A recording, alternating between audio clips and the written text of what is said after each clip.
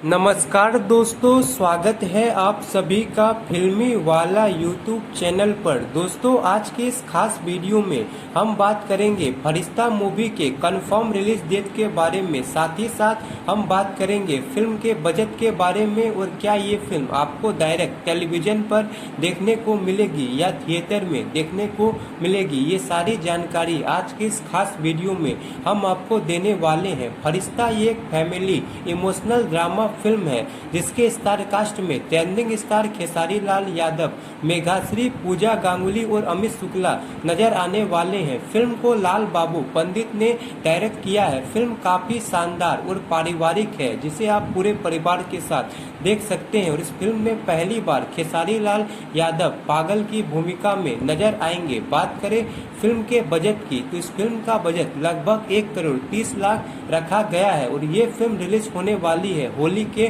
मौके पे। और ये 100% कंफर्म है क्योंकि फिल्म के डायरेक्टर लाल बाबू पंडित ने बताया है कि ये फिल्म होली पर रिलीज होगी और ये फिल्म थिएटर में रिलीज होगी। इसलिए आप इस फिल्म को जरूर थिएटर में जाकर देखें और ऐसी इंटरेस्टिंग जानकारी पाने के